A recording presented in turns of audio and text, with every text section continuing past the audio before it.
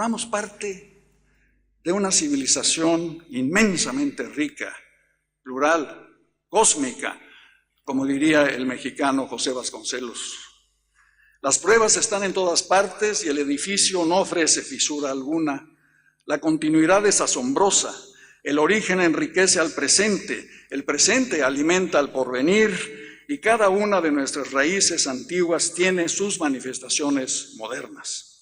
Descendemos del gran flujo del habla castellana creada en las dos orillas por mestizos, mulatos, indios, negros, europeos. Estas voces se oyen en América, se oyen en España, se oyen en el mundo y se oyen en castellano. El idioma español es el idioma oficial en 21 países del mundo. 500 millones de personas hablamos español. América puede cruzarse de norte a sur hablando una sola lengua, el español. El lugar en el que terminé hablando español, digamos, más raro, el más extraño, fue una vez en un festival de cine en Montreal, en donde intenté hablar en francés. No me salió muy bien, así que intenté continuar hablando en inglés.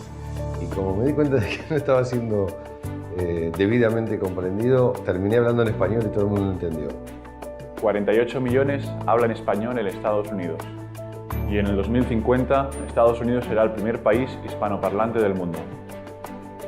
El hablar español a lo largo de mi vida ha tenido muchas ventajas. Concretamente, yo vivo en Nueva York, donde el número de hispanoparlantes es enorme. En 3 generaciones, el 10% de la población mundial podrá comunicarse en español. ¿Qué puede diferenciar el español de otras lenguas? A esto respondería con una frase de la poeta argentina Alejandra Pizarnik.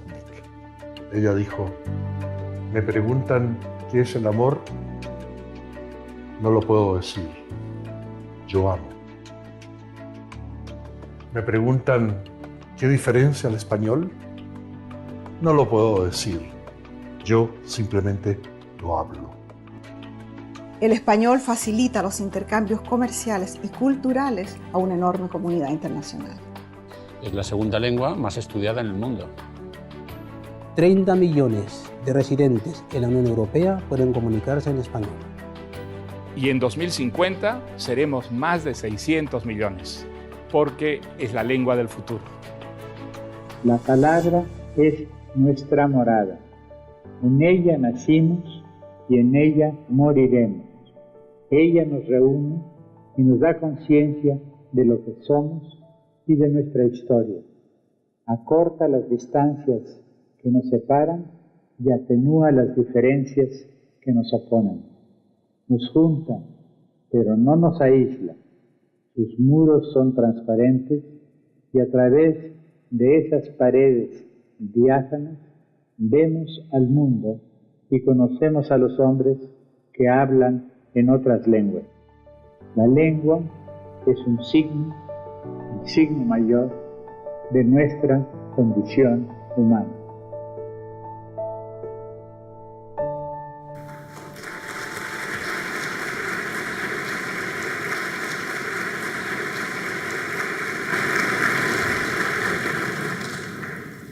Escuchemos las palabras del doctor José Narro Robles, rector de la Universidad Nacional Autónoma de México.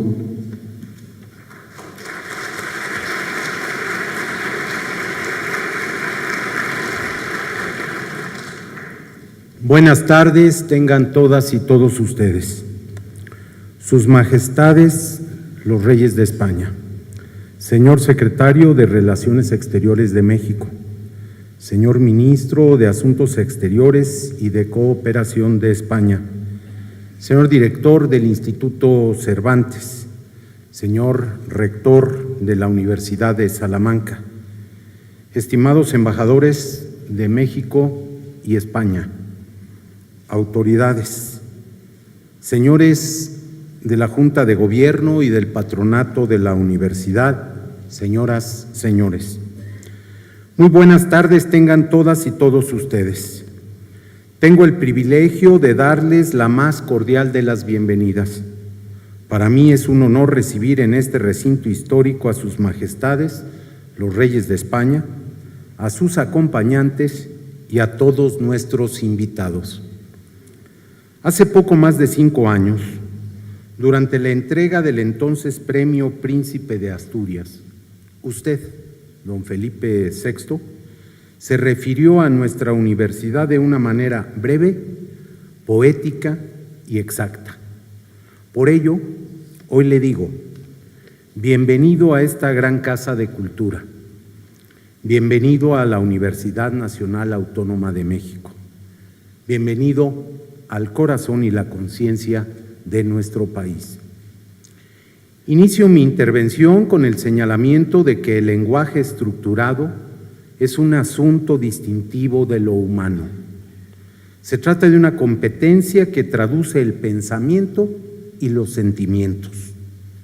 En virtud de su manejo, conocemos, comunicamos e interactuamos. Hablamos para que nos escuchen y escribimos para que nos lean. Lo hacemos para dejar de estar y para empezar a ser. En la palabra está en mucho el secreto de nuestra especie. Se trata sin duda de uno de los códigos más importantes de la cultura. El manejo de una lengua tiene tal alcance que para muchos estudiosos es una forma de adueñarse del mundo y darle sentido al juicio de una persona. Es la mejor manera de expresar emociones, anhelos y esperanzas. Es por esto que, más allá de niveles culturales y educacionales, el dominio de los idiomas representa parte de la superación de los individuos. Así fue en el pasado y así es en la actualidad. Por otra parte, conviene insistir que a México y a España les unen muchas cosas: la historia y la cultura, el arte, la ciencia y el comercio, la búsqueda, los principios y la imaginación. Todo esto y muchos otros temas más. Sin disminuir ninguno de ellos, lo que ciertamente une a nuestros países son los lazos familiares y amistosos y, de forma especial, nuestra lengua, el español.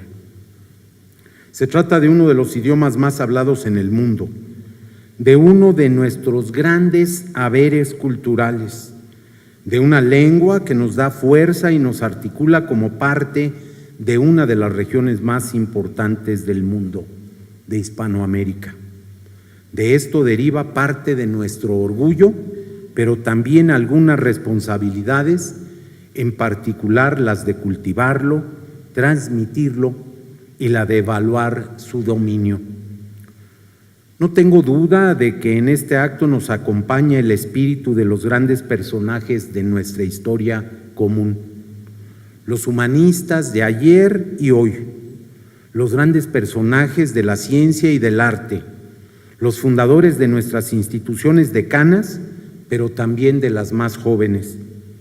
Aquí también se hace presente el recuerdo de la primera imprenta de América, del espíritu de las Cortes de Cádiz, la influencia del exilio y nuestra reciente alianza para construir el gran espacio común iberoamericano de la educación superior.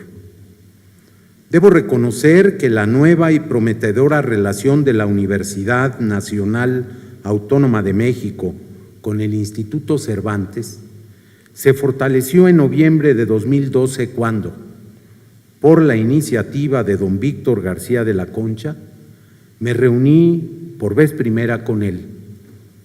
2 años y medio más tarde, aquí estamos para dar inicio a una aventura cultural extraordinaria que atestiguan sus majestades y todos ustedes. Para él, para don Víctor, mi sincero agradecimiento. Se trata de un intelectual, de un hombre cabal. Tenemos la fortuna de que en adición otra extraordinaria universidad, la de Salamanca, forme parte del consorcio original de nuestra iniciativa. Universidades, señor rector, como las nuestras, cumplen con la clasificación de invención maravillosa. Nuestras 3 instituciones son las primeras del servicio internacional que nos convoca, pero no serán, por supuesto, las únicas. Otras habrán de incorporarse. Este acto me llena de satisfacción porque se consigue un objetivo iniciado hace más de una década, pero en especial en razón de que es una respuesta a los que solo se preocupan por lo material. Las acciones que vamos a realizar alcanzan lo más humano, lo que tiene que ver con el pensamiento y el espíritu, lo que forma parte de nuestra identidad y de la cultura que nos aglutina. Ayer, al entrevistarme con Pilar del Río, coincidíamos en que ahora a muchos les preocupan los niveles de alarma que tienen nuestras sociedades. También concordábamos en que eso es preferible a que fueran insensibles. Una colectividad que no se estremece con la injusticia y la desigualdad que nos afectan en el mundo es una sin vitalidad y condenada a eclipsarse. Al mundo le hace falta un bloque de países al que articulen la lucha contra la pobreza, la ignorancia y el debilitamiento de los valores laicos. Un bloque de naciones en favor de la justicia y la inclusión, de los jóvenes y las mujeres, de la diversidad, la tolerancia y el respeto a los derechos humanos. Su Majestad, los universitarios nos sentimos complacidos de participar en el diseño y puesta en práctica del Servicio Internacional de Evaluación de la Lengua Española. Mediante él se podrá valorar su posesión e incluir las variantes mexicanas. Comprometemos nuestro mayor esfuerzo para el éxito de la tarea y celebramos que el inicio del proceso se haga en presencia de don Felipe VI y doña Leticia, a quienes deseo una grata y productiva estancia en México y a quienes felicito por dar nuevo impulso a los principios de la figura que representan. Por mi raza hablará el Espíritu.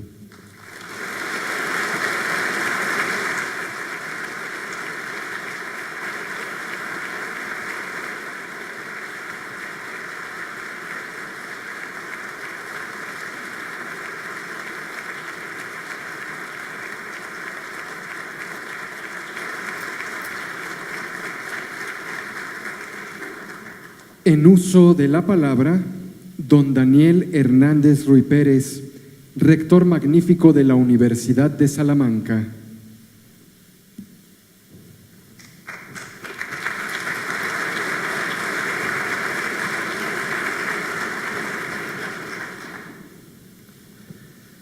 Majestades, señor secretario de Relaciones Exteriores del Gobierno de los Estados Unidos Mexicanos, señor ministro de Asuntos Exteriores y Cooperación del Gobierno de España, señor rector de la Universidad Nacional Autónoma de México, señor director del Instituto Cervantes, señores embajadores, autoridades, señoras y señores. Lo que no se define no se puede medir. Lo que no se mide no se mejora. Y lo que no mejora generalmente empeora. Aunque no lo dijera exactamente así, la frase resume varios principios de Lord Kelvin y explica muy bien la razón de ser del SIELE, el Servicio Internacional de Enseñanza de la Lengua Española, que hoy presentamos. La geometría de Euclides, permítanme esta deformación profesional, nos dice que para determinar un plano se requieren 3 puntos que no estén en línea recta. Y esa verdad universal no deja de aplicarse al plano que sustenta el diseño y la construcción del SIELE. 3, en efecto, son los elementos que han servido de punto de apoyo para esta tarea. En primer lugar, la dirección adoptada en los últimos años por las academias de la lengua española. Esta dirección ha conducido a la definición de un marco panhispánico que pone de manifiesto la sólida unidad de la lengua española y su bajísimo grado de dispersión normativa. Esto aumenta el atractivo del estudio de nuestra lengua, porque quien la aprende en cualquier lugar sabe que, como dicen las academias, aprende el español de todos. El segundo punto de apoyo de esta definición lo constituye el Marco Común Europeo de Referencia para las Lenguas, que en cierto modo proporciona una escala homogénea para la definición de lo que representa aprender una lengua. Finalmente, el tercer apoyo de este proyecto lo constituye el Plan Curricular del Instituto Cervantes, específicamente desarrollado para la evaluación de competencia en lengua española. 3 puntos de apoyo institucionales emprenden y garantizan este proyecto. No voy a hablar de la Universidad de Salamanca, sus 8 siglos de historia, o su paternidad de la primera gramática española, la que compusiera nuestro catedrático Elio Antonio de Nebrija. La Universidad de México, si bien refundada en el siglo XX, fue la primera de este continente. Y a veces se dice que es hija de la Universidad de Salamanca.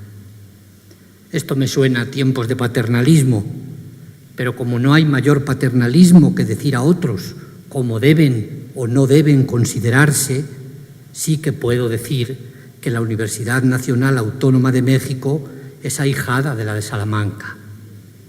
Y puedo hacerlo, créanme, que con inmenso orgullo, porque fue la propia UNAM quien en su creación hace ahora algo más de 100 años designó a la de Salamanca como una de sus universidades madrinas. Esta ciudad albergó también, lo ha dicho el rector Narro, la primera imprenta de este continente, de modo que ha sido desde tiempo atrás uno de los principales focos de irradiación cultural de América. El Instituto Cervantes es de reciente fundación, pero no necesita en absoluto la antigüedad como fundamento para ser un argumento de autoridad. Hallarse además bajo la dirección de Víctor García de la Concha despeja ciertamente cualquier duda que se pudiera albergar al respecto.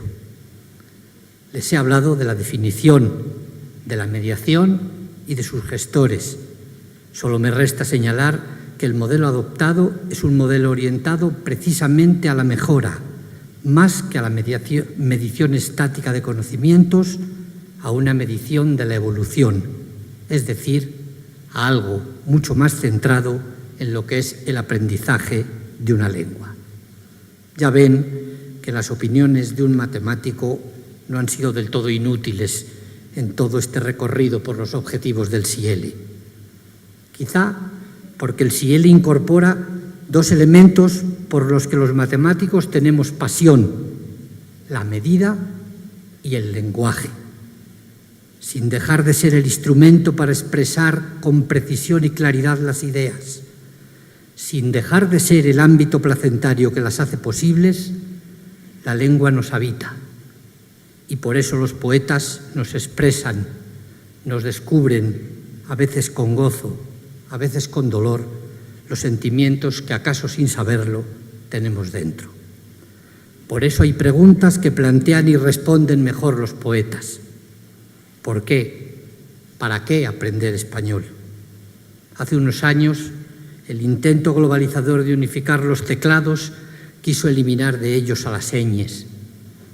Si miramos ahora los de nuestros teléfonos o tabletas, comprendemos que la tecnología, que como Cronos devora a sus hijos, ha convertido aquel intento en ridículo, pero provocó que la ñ se acuñara precisamente como seña de identidad de nuestra lengua, y los modernos sistemas de traducción automática amenazan el aprendizaje de lenguas con esas traducciones automáticas puramente utilitarias y a menudo delirantemente erróneas. Por eso quiero cerrar con estos versos de José Emilio Pacheco, el último de los poetas mexicanos que han obtenido nuestro premio Reina Sofía de Poesía Iberoamericana.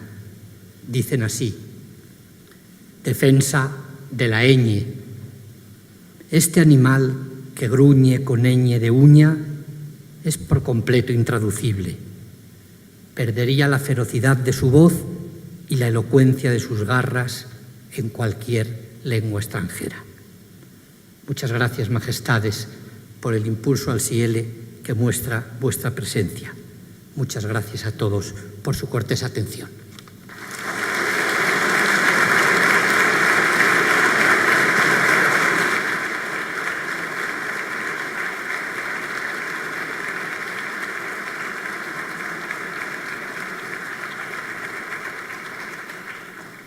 Escuchemos la intervención del doctor Víctor García de la Concha, director del Instituto Cervantes de España.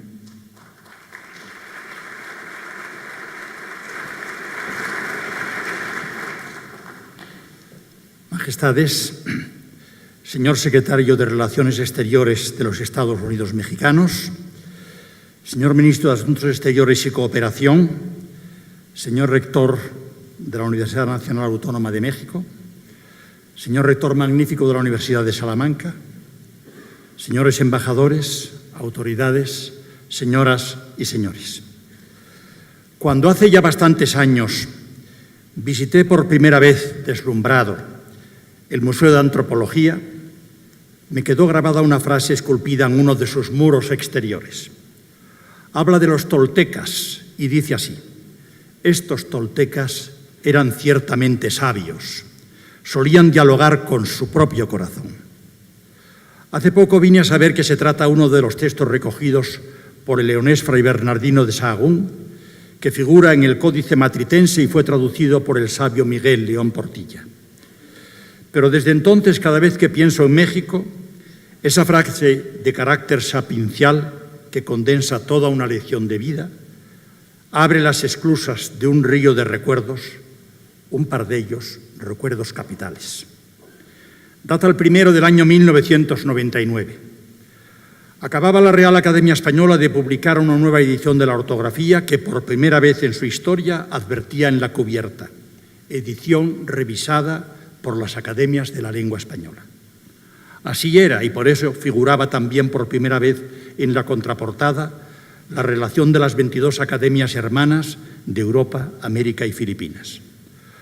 Acababa yo de ser elegido director de la Española y como tal presidente de la Asociación de Academias. Y Su Majestad el Rey Don Juan Carlos, patrono constitucional de la Academia, me había encargado visitar todas y cada una de las corporaciones americanas para iniciar con ello lo que justamente sería denominado una política lingüística panhispánica. Todas las academias debían ejercer en pie de igualdad la corresponsabilidad de velar por la unidad de la lengua española. Aquí, en México, tuvo lugar la presentación de la ortografía. Presenté mis credenciales y expuse el planteamiento de la nueva edición. En las primeras filas veía a la Academia Mexicana en pleno, presidida por el inolvidable maestro don José Luis Martínez. A renglón seguido, el secretario de la corporación, don José G. Moreno de Alba, eminente profesor de la UNAM, hizo una glosa absolutamente crítica, no solo de las limitaciones de aquella ortografía, sino sobre todo del diccionario académico, por considerarlo un diccionario predominantemente del español de España, con escasa presencia del léxico americano. ¿Por qué figura en las marcas mexicanismo y no figura españolismo? Venía a explicitar con palabras respetuosas pero firmes algo que yo había percibido en mis anteriores visitas a las academias chilena y argentina y que juzgaba absolutamente positivo. Detectaba, en efecto, el deseo de las academias americanas para compartir la responsabilidad del servicio normativo a la lengua española. En aquella misma visita se manifestó a la par la disposición positiva del Gobierno de España, por iniciativa del presidente Ernesto Zedillo, para colaborar en la empresa panhispánica. Con Aculta, con Rafael de Tovar de Teresa al frente, fue el instrumento eficaz para que la ortografía llegara a un gran número de colegios. 12 años más tarde, el propio Moreno de Alba, director ya de la Academia Mexicana y ya fraterno amigo, presentaba en Madrid, en nombre de las Academias Americanas, junto al director de la Academia Española y bajo la presidencia de los Reyes, la nueva gramática de la lengua española, que por primera vez lo era del español total. Es, dijo entonces Moreno de Alba, la más completa y rica colección de los modos en que se habla y escribe nuestra lengua a lo largo y ancho de su dilatada geografía. Los hispanohablantes nos podemos comunicar entre nosotros porque compartimos la mayor parte, la casi totalidad de las reglas gramaticales de nuestra lengua. Y lo mismo podría decirse del léxico también común. Poco después se cerraría el ciclo con la aprobación en Guadalajara, de México, de la nueva ortografía en una sesión plenaria de las Academias presidida por José G. Moreno de Alba. En el medio quedaban decenas de reuniones de trabajo semanales celebradas a un lado y otro del mar, regidas todas ellas por la conciencia compartida de servicio a la unidad del idioma. El segundo recuerdo que el diálogo tolteca trae a mi memoria es mucho más cercano en el tiempo. Data efectivamente del otoño de 2092. Cuando me hice cargo de la dirección del Instituto Cervantes, entre los papeles que me transfirió mi antecesora estaba un convenio con la UNAM para realizar en conjunto un certificado internacional de la lengua española. No encontré en el instituto quien me explicara con mediana claridad por qué el proyecto había entrado en vía muerta.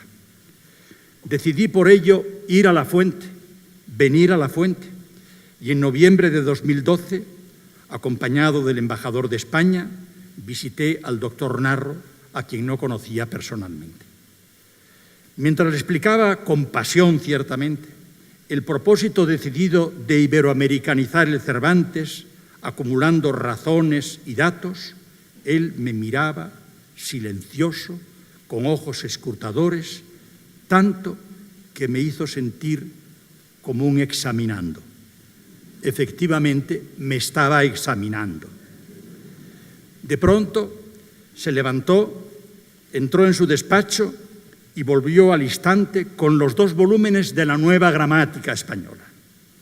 Dedíquemelos, me dijo. Yo lo hice con fidelidad al propósito que allí me había llevado. Pero esto, exclamó, no es una dedicatoria, es un contrato. Yo contesté, naturalmente, pues suscribámoslo y que firme al señor embajador como testigo.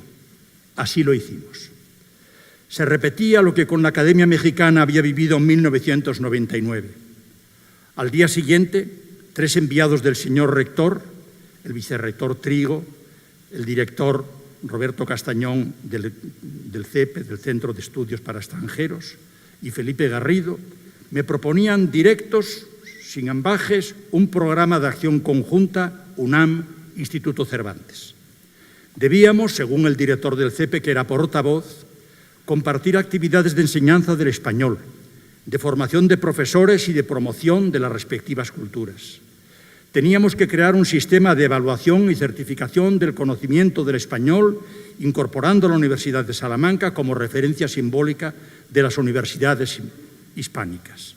Yo iba respondiendo amén, sin pestañear, hasta que la letanía, la breve letanía, llegó a un debemos crear un centro de estudios mexicanos en la sede central del Instituto Cervantes de Madrid. Sí, contesté, pero para hacerlo he de solicitar permiso al ministro de Asuntos Exteriores, de quien dependo. El ministro Margallo necesitó medio minuto aproximadamente para decirme ¿a qué esperas a decir que sí? Se inauguró el centro, al que hoy acompaña en la misma planta una delegación del colombiano Instituto Caro y Cuervo, y dentro de muy poco se añadirá el peruano Centro Cultural Inca Garcilaso. Se suceden las actividades comunes culturales. La última, señor rector de la UNAM, quizá no sé si tiene noticia de ello, en la biblioteca del Instituto Cervantes de Pekín se ha inaugurado un rincón de la UNAM. Y en ese rincón, la primera actividad va a ser la proyección del penacho de la Teca.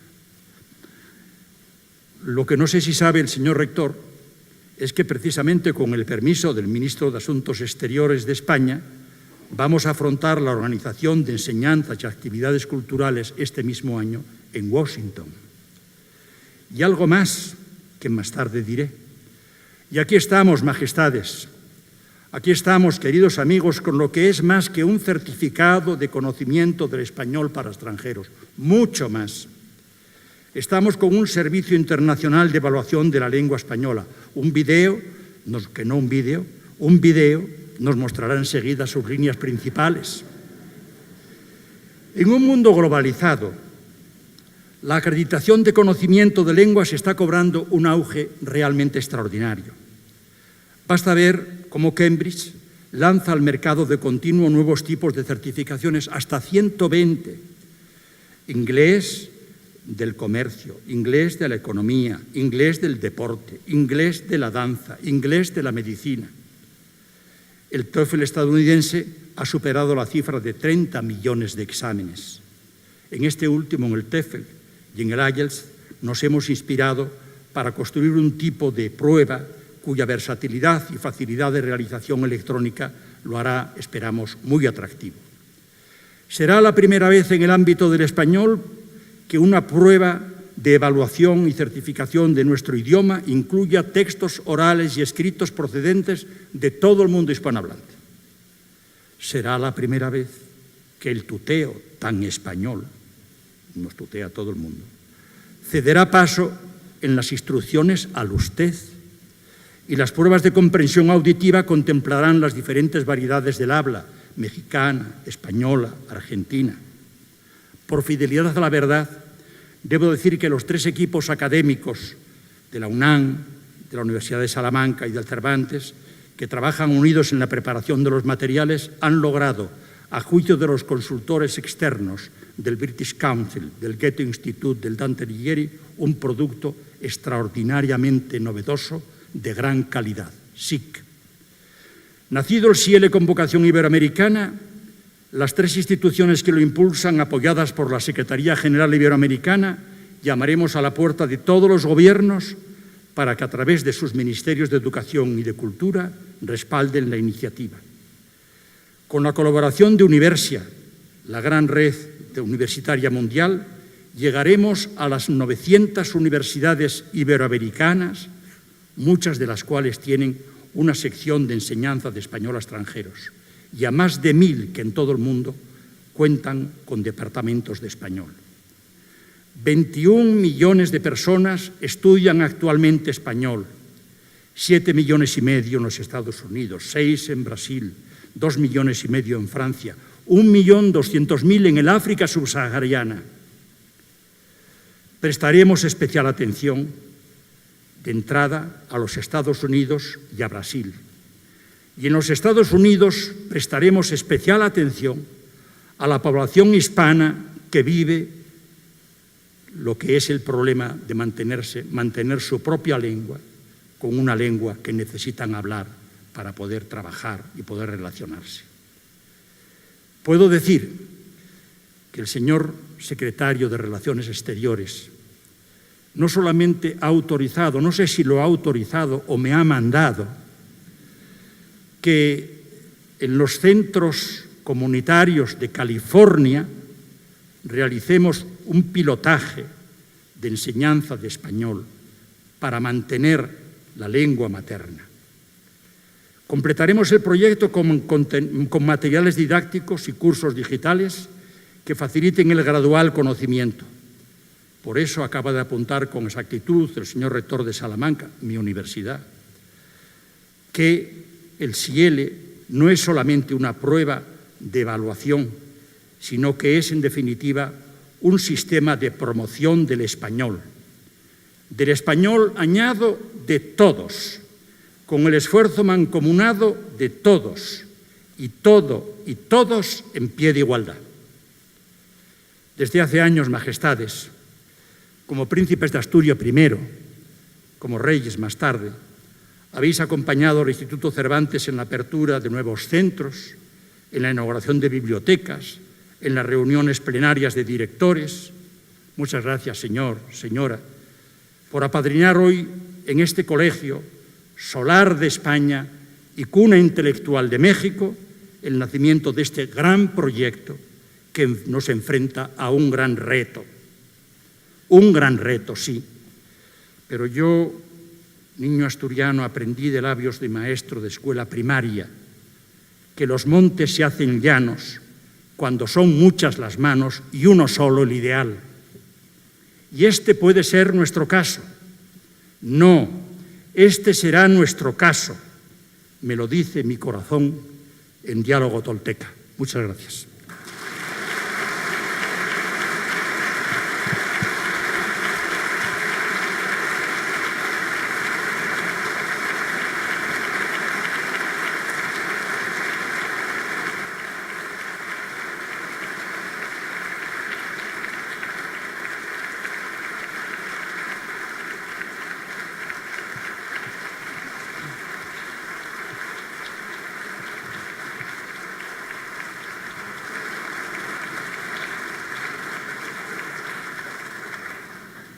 A continuación, se hará la firma del protocolo de aprobación de actividades iniciales del Servicio Internacional de Evaluación de la Lengua Española. Pedimos al doctor José Narro Robles, al doctor Víctor García de la Concha y a don Daniel Hernández Ruy Pérez pasen a ocupar su lugar en la mesa. Invitamos a sus majestades, los reyes de España, a subir al escenario a atestiguar el acto.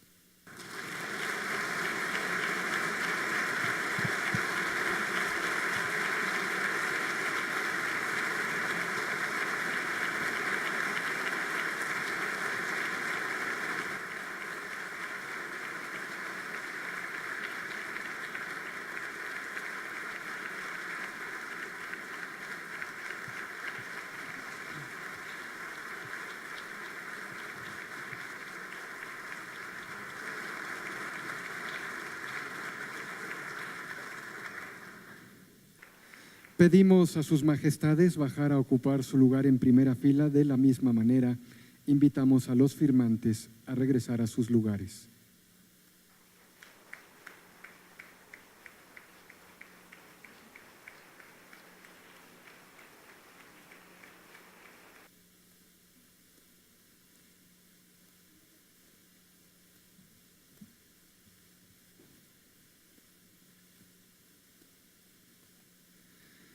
El Servicio Internacional de Evaluación de la Lengua Española es el nombre del video que a continuación presentamos.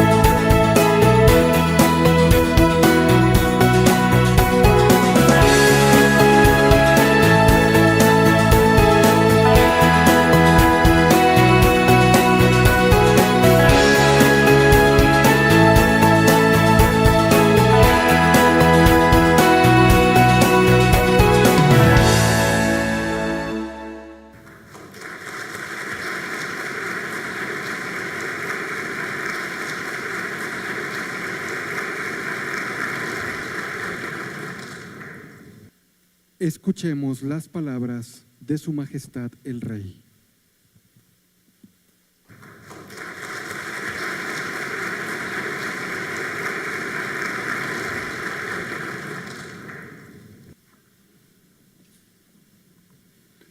Muy buenas tardes. Señor Secretario de Relaciones Exteriores de los Estados Unidos Mexicanos, señor Ministro de Asuntos Exteriores y Cooperación del Reino de España, señor Rector de la Universidad Nacional Autónoma de México, señor Director del Instituto Cervantes, señor Rector Magnífico de la Universidad de Salamanca, señores embajadores, autoridades, señoras y señores. Es muy grato para la Reina y para mí encontrarnos en este hermoso recinto de la UNAM, de la Universidad Nacional Autónoma de México, el antiguo Colegio de San Ildefonso, fundado en 1583 en honor del Santo Arzobispo de Toledo, y que pronto empezaría a funcionar bajo el patronato regio otorgado por Felipe II. No deja de emocionar ver en la vieja fachada del edificio el escudo real de Castilla y León, que abre la puerta a los espacios interiores en cuyos muros se han plasmado algunos de los artistas mexicanos más reconocidos del pasado siglo, procesos que México ha vivido a lo largo de su historia. Permitidme que agradezca, comenzando por el señor Rector, don José Narro, la presencia de destacados universitarios y personalidades de las letras, las artes y la intelectualidad mexicana. Saludo de manera especial a los galardonados con el Premio Cervantes o con el Premio Príncipe de Asturias, entre ellos las dos grandes instituciones universitarias mexicanas, la propia UNAM, que lo recibió por su aportación a las humanidades y las ciencias, y el Colegio de México, galardonado en Ciencias Sociales. Cuando siendo príncipe de Asturias visité la ciudad universitaria, resumí mis sentimientos en una frase que hoy quiero también repetir. La UNAM es el alma de México. Reconocida como referente iberoamericano en todas las áreas del conocimiento, es a la vez depositaria del espíritu y la cultura de esta nación, con la que España se hermana en una tradición enraizada en un mestizaje profundo. Cuando en 1551, merced a una cédula real, se establece, según el modelo de Salamanca, la primera universidad de Nueva España, se elige para su escudo el emblema que reza Novus mihi nascitur ordo. Nacía, en efecto, ese nuevo orden mestizo. Bernardo de Balbuena declaraba en la gramática mexicana a comienzos del siglo XVII que aquí se hablaba por entonces el español lenguaje más puro y de mayor cortesanía, vestido de un bellísimo ropaje. Era una cita. Pero años después, al escribir sus poemas, se preguntaba Sor Juana Inés de la Cruz: qué magníficas infusiones de los indios herbolarios de mi patria entre mis letras el hechizo derramaron. Desde entonces no hizo más que profundizarse y florecer el mestizaje que José Martí encarnó en el ideal de un Cervantes hispanoamericano.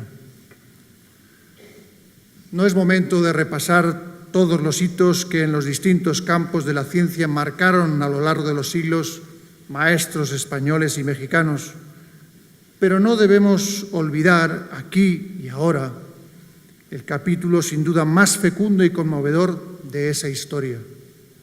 Hablo de la llegada de los exiliados españoles tras nuestra guerra civil y de su acogida en la Casa de España, pronto convertida en el Colegio de México, así como de su incorporación a la UNAM y a otras instituciones análogas. Algunos de los aquí presentes vivieron personalmente aquel exilio y muchos otros son descendientes y discípulos de aquellos hombres y mujeres, niños también, entre 20 y 30.000 que hace ya 76 años emigraron a este país. Es deber de todos, mexicanos y españoles, recordarlo y agradecerlo. Nunca agradecerá España suficiente a México los brazos que abrió, bajo el liderazgo del presidente Lázaro Cárdenas, a nuestros exiliados para que desarrollaran aquí su creatividad. De otro lado, la universidad y el colegio se nutrieron de ellos en una simbiosis que cristalizó en un alto nivel educativo, intelectual y cultural, cuya síntesis es un patrimonio espiritual que aún ahora reconocemos todos. La compleja naturaleza de las acciones humanas había colocado a España y a México frente a frente en una disyuntiva histórica. Los dos países quedaron entrelazados por esa circunstancia y en esta tierra se dio cobijo y esperanza a aquellos hijos de España que no podían vivir en su amada patria. México se enriqueció con ellos y fue además la tierra donde se acabaron tejiendo raíces familiares muy profundas. Señoras y señores, unos y otros sabemos que lo que se trenza con fuerza el cáñamo y la seda de nuestras relaciones bilaterales es un elemento que nos identifica y hermana, nuestra lengua, el español.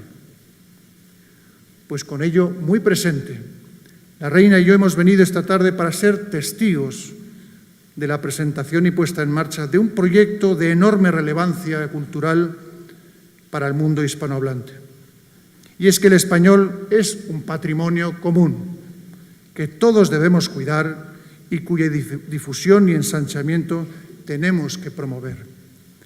Desde esta misma tierra lo recordaba el gran Alfonso Reyes, presidente de la Casa de España y del Colegio de México, enfatizando la necesidad de que el peso territorial de la lengua española tuviese su justa correlación en los ámbitos de las letras y del comercio. Como si oyeran su apremio, los gobiernos y las instituciones culturales españolas y mexicanas vienen multiplicando iniciativas de acción común. Buen ejemplo de ello son el convenio suscrito por la Secretaría de Relaciones Exteriores con el Instituto Cervantes para afrontar proyectos comunes, o la creación por la UNAM de un centro de estudios mexicanos en la propia sede del Instituto Cervantes en Madrid. Ahora, por iniciativa de la propia universidad y de su centro de estudios para extranjeros, el Instituto Cervantes, que como ha explicado su director, se esfuerza en potenciar su vocación iberoamericana, la UNAM y la Universidad de Salamanca, decana de las universidades españolas en la promoción del español para extranjeros, ponen en marcha el llamado SIELE, un servicio internacional de evaluación de la lengua española. El mismo Alfonso Reyes añadía a su afirmación anterior, y cito, «Seamos generosamente universales para ser provechosamente nacionales». Andaluz universal, se declaraba Juan Ramón Jiménez en su voluntario exilio americano, después de conocer las distintas realizaciones del español en la Argentina, en México, en Cuba.